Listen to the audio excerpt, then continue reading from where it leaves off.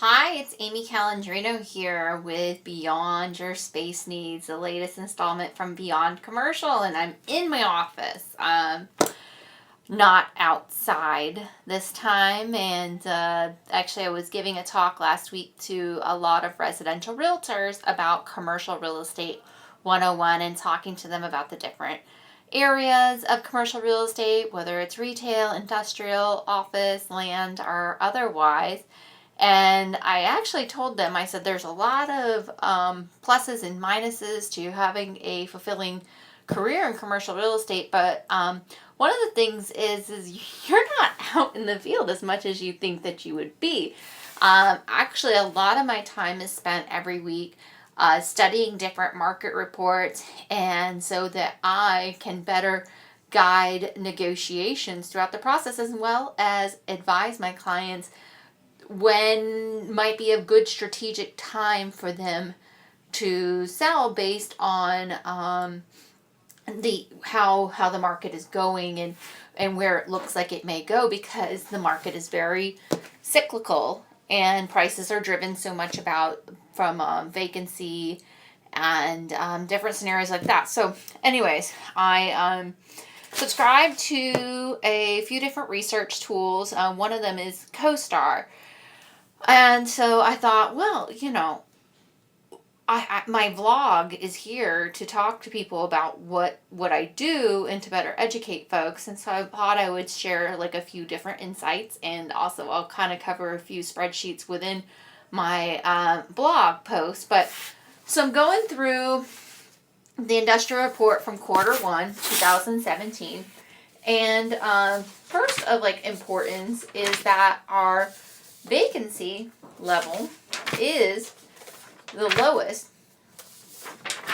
since, so if you look here, and that little handy dandy spreadsheet's going to be in my on my blog, but we're down here at about 5% on average between the different kinds of building types.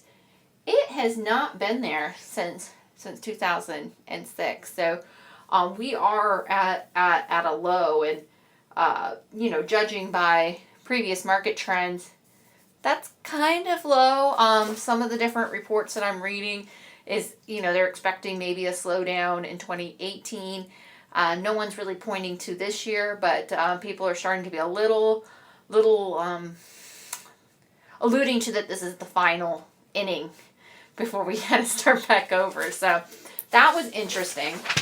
Another point to make is rental rates. In comparison to the national average, we are higher. And I've always told folks, if you go back to my video blog from earlier this year, probably my third or fourth episode, and I'm talking about market value and how it's tied to vacancies, I have clients literally about ready to rip their hair out because they can't find any space out in West Orange County. Well, you look at Southwest reports as well as Northwest reports, and Northwest Orange County's vacancy is at about 3%. There is really not a lot of inventory. It's at 3.3%, and there has not been a big increase in buildings. There's about 1,449 buildings, but that's not a big amount. So then you go over to Southeast Orange County, and it's about Southwest Orange County. So all West Orange County, I get a lot of referrals from there. I went to West Orange High School. I lived in Dr. Phillips until just a couple years ago, so I have a big network over there. But they're at 3.5% too. So that's going to lead to higher rental rates because there's a correlation between the two. There has not been a huge increase in the number of buildings in Southwest Orange County as well. There's 656 buildings. So there's not a lot of supply.